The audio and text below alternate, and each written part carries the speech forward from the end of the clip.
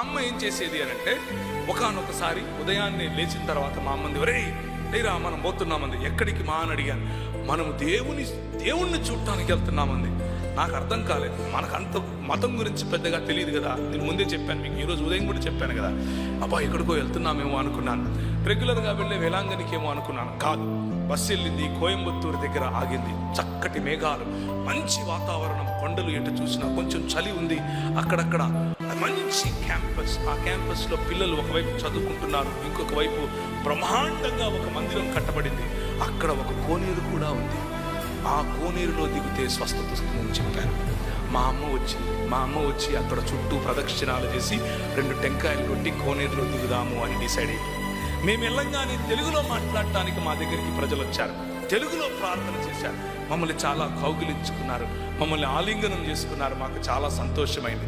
మా అమ్మ ఒక కోడి కొనింది. కోడి అక్కడ కోసాం, కోడి వండుకొని తిన్నాం. బేతేలును దర్శించుకున్నాం. ఇది మేము దర్శించుకున్న బేతేలు. హైదరాబాద్లో రీసెంట్గా ఇంకొక బేతేలు వచ్చింది, ఒక 10 ఏళ్ల క్రితం. ఆ బేతేలంట గవర్నమెంట్ భూమిని కూడా కబ్జా చేసుకున్న బేతేలంట.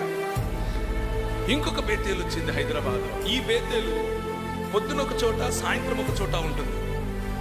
ఇంకొక బేతేలు విశాఖపట్నం నుంచి వచ్చింది. ఫ్లైట్లో ఒక ఆయన వచ్చి, ఆయన ఎక్కడ నిలబడితే అదే బేతేలు అని చెప్తున్నాడు.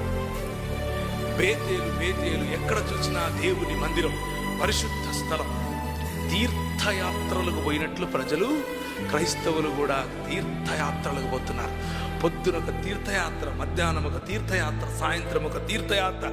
ప్రార్థన మందిరముగా పిలువబడినటువంటి ఇలాంటి సంఘాలు, వేల కొలది సంఘాలు, రక్తమును చెమటగా ఓర్చి కట్టినటువంటి సంఘాలు, పునాదులలో మీ పట్ల బాధ్యత కలిగినటువంటి సంఘాలు, మీ పట్ల, మీ కుటుంబాల పట్ల, మీ వంశాల పట్ల మిమ్మల్ని పెంచాలి, మిమ్మల్ని పోషించాలి అన్నటువంటి బాధ్యత కలిగి మీ కొరకు ప్రార్థించేటటువంటి సంఘాలు, సంఘ నాయకులు, వీరందరూ చేస్తున్నటువంటిది ఒక ఎత్తు. కానీ ఒక ఆయన ఇంకొక కొత్త బేతేలు తీసుకుని వచ్చారు. ఆ బేతేలు ఏంటంటే, మీరు ఎక్కడికి కదలాల్సిన అవసరం లేదు. కర్నూలు పట్టణంలో దగ్గరికి వెళ్తే ఒక పెద్ద సినిమా ఉంటుంది. పొద్దున్నే మీరు సినిమాలోకి వెళ్ళంగానే బేతేలు కనిపిస్తారు. ఆ సినిమాలో యాక్టర్, హీరోయిన్ అంతా ఒకరే.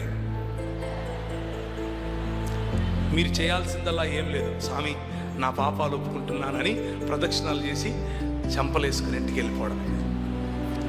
బేతేలును ఆశ్రయించకుడి, చస్తారు.